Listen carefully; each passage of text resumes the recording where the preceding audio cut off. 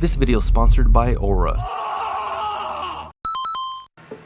You know how hard this is for me? Why are you just gonna leave me like that? Please, babe, come back, please. Nobody believe me about anything on my life. It's because you're a liar and a thief and a pothead and a gay. Quinceañeras. If you're watching this video, then you've probably had one, was a part of one, or at the very least went to one. You want to come to my cousin's quinceañera, my daughter's quinceañera, my brother's quinceañera? And if you haven't, there's a certain special experience that you're missing out on. Great food, drunk uncles, crying homies, and family fights. Ah yes, bask in the ambience. However, this film, Quinceañera, seems to be about all the drama before that special night. And man, oh man, is that a lot of drama in this really cringy, gay, virgin quinceañera movie. The most effective way I could describe this film, besides the title, is by asking you a very specific question. Would you rather have a gay son, thought daughter? And trust me, I am not making fun of this movie by saying this. I am literally just describing it. So, let's dive into the rest of the cheeseman of the film. The film starts off with some ceremonial church quinceañera pictures for one of the supporting characters, Elaine, which quickly dissolves into some adolescence immaturity and dance moves on the mandatory quinceañera Hummer limo drive. At the party now, and damn, a la prima que se me arrima, que no? Ah, come on, fool.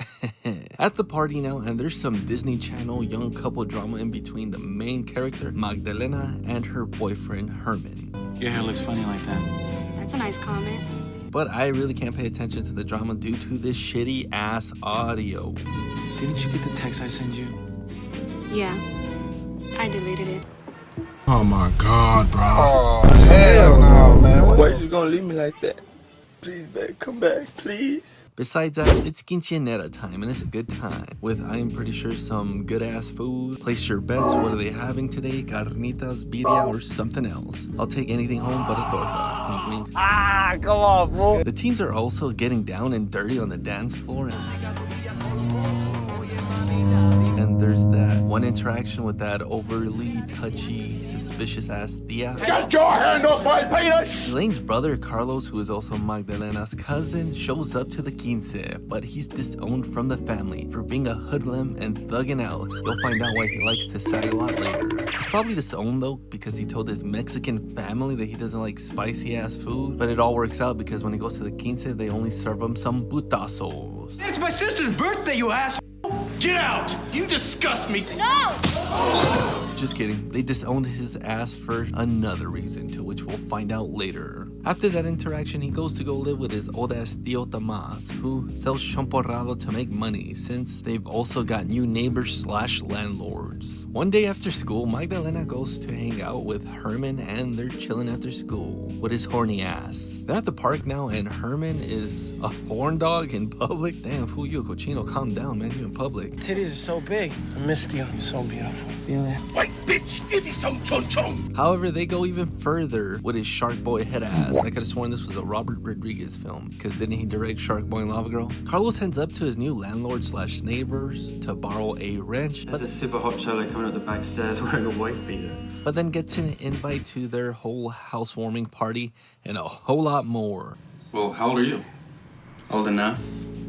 Nigga, you gay. In the afternoon, everyone's practicing dancing for Magdalena's quince that's coming up, and her parents are arguing about the Hummer limo. Pero si todo esto lo único que significa para ella es subirse en una Hummer limo. Since her dad's poor and like a strict preacher of sorts. Later that night, Carlos arrives at his neighbor's housewarming party, and they get him drunk and coerce him into a three-way.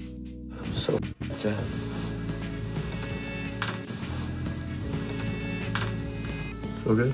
Sure. He goes from Cholo to Galo. Now the next day, we're back with the girls, and they're rewatching Elaine's Quinceañera video with these outdated-ass editing effects. Let me make it a whole lot cooler, though.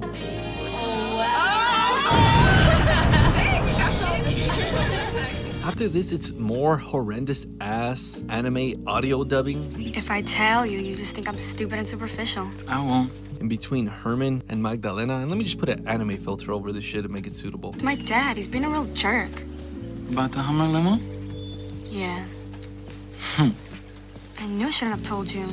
Don't try to make like you understand me, okay? Because you don't. You don't have to go through this quinceañera crap because you're a guy. Okay, I'm sorry. The next day, Magdalena's parents tell her that her quince might be canceled because someone stole all of her dad's online credit information, and this could possibly happen to you too and cancel your quince. But luckily for you, this video is sponsored by Aura. AT&T, not the phone company that I have, but that you might have, disclosed 2 breaches affecting approximately 2.5 million customers in one and impacting another 9 million in another. And finally, Ticketmaster, which I'm pretty sure all of you guys do to buy all your tickets, has been compromised with over 560 million customer records. But most alarming above all, with over 2.9 billion records stolen from the national public data, including possibly yours and mine's full name, date of birth, phone numbers, and most importantly, our social security numbers, your personal info is at risk more than ever, since police really can't do shiz about it. Luckily, I don't have to worry about any of that stuff anymore since I got Aura, and they'll protect all of your online information. Not only that, but they also provide data monitoring, VPNs, deep dark web scrubbing for your personal info, parental controls, password management, and up to $5 million in identity theft insurance if worst case scenario. So how much is all this coverage gonna cost? Well, it is completely free with your 14-day free trial whenever you click my special link linked in the description below or scan the QR code. So don't wait to get hacked, jacked, and your identity stolen. Get Aura today, and thank you Aura for sponsoring this video. Now back to the story. One evening, Magdalena is trying on her quince dress, but everyone is getting suspicious of her because she doesn't fit in it anymore and her mood's been off. So the mom presses her into getting a pregnancy test, and guess what? It's positive. So once her dad finds out, she gets disowned. She tries to talk her way out of it, but she's for show bluffing. I'm telling you, Papa, I haven't been with the boy. White bitch, give me some chon chon. This argument then leads her to go leave her house and stay with her Tío Tomás and Carlos too. Carlos, I just made some tea. Would you like some? Nah, I'm straight. Boy, no you are not. Ah, come on, fool. After work, Carlos heads up to his to his landlords, well, one of them, and only one of them is there, so he teaches them how to cosplay as a Cholo, and then Carlos teaches them how to real play as a Galo. You lost, fool? Lost in your eyes, homie? Days pass, and after school, Magdalena is going to go break the news about the pregnancy to Herman. But there's one problem. That's not possible. But we never... I know that. But the baby's there. And I've never been with anybody else. So Herman literally just hits her with a... Later, Tío Tomás tries to talk to Magdalena's dad, but he still is disowning her. If she breathes, she's a fuck! Later, Magdalena and Carlos are trying to have a heart-to-heart, but they just end up roasting each other. 14 and pregnant. Nobody believe me about anything on my life. It's because you're a liar and a thief and a pothead and a gay. Damn. Later, they both go to the library to get down to the mystery of Magdalena's pregnancy. So what happened was basically they were doing some stuff in public like they shouldn't have been doing, cochinos, but so there was no hot dog that actually went in the donut hole. They still got like that baby batter on her, and that's how she got pregnant. You know, it's kind of weird, but if you know basic biology, yeah. Whenever sperm is sprayed near the vaginal opening, there is a chance they could swim inside. So all the while this is going on, Carlos is continuing an affair with one of his neighbors / landlords. And in the evening, they're celebrating Cinco de Mayo. And Carlos gets pressed at the dinner table again. What do you do with those guys anyway? You embarrassed or something? We mess around, all right? Are you the peanut butter in the sandwich? Herman and Magdalena are there chilling, and he then invites her to his mom's birthday. So when she shows up, he kind of just gives her the cold shoulder while her mom gives her the mean-ass stink eye. Hi, it's nice to finally meet you. Nice to meet you. Thank you for coming around. Excuse me? But the drama ain't done yet, because later she tries to go to Herman's house after school, and damn, that boy gone. His mom answers the door and kind of disowns Magdalena too. And her own grandchild. Damn, this puta scandalous, man. I'm sorry about the state you're in, but he gave me his word he didn't do anything with you. Please leave my son alone. But yeah, now Magdalena's alone. That sucks for her. And if the drama couldn't get any worse, one of the gay neighbors finds out about Carlos and one of the other landlords' affair that they were having going on. And then they also disown Carlos and dismiss him out of their life. Are you going to see your friend tonight? Yeah. I'm glad you have a special friend. Were you like in love with him? No, I'm not in love with him. All right, he's just some kid. Also, by the way, teenage girls are cruel. Didn't you notice how big she was getting when she went to get changed for basketball? No. And so are these two landlords, since they try to evict Carlos, Tío Tomás, and Magdalena because they're an uncomfortable inconvenience in their life. So Carlos rages at them since they're trying to get rid of him, all because he's a pain in their ass, literally and metaphorically. Carlos is really hot. Yeah, and he's 8 inches uncut. Come on, fool. Now they're all trying to find a new house/apartment, but life is hard when you're a gay cholo, pregnant virgin, and an 87-year-old man. Days pass and Carlos is at his car wash job when he spots one of his gay landlord/neighbor's car, which is inevitably and suitably a Mustang. If you know, you know. But Carlos scratches the hell out of that car, and then he gets beat up and fired for it. Carlos then comes to the realization that it's mostly up to him to save the familia. So he's straightening up his priorities and is gonna be the dad figure to Magdalena's child that Herman abandoned. Not in a weird kind of way, but in a noble kind of way, not gonna lie. Alguien se tiene que hacer cargo de ti. If you know, you know. No me toques, tío. I'm pretty sure some of you viewers had something like that, had a tío like that, so good on him.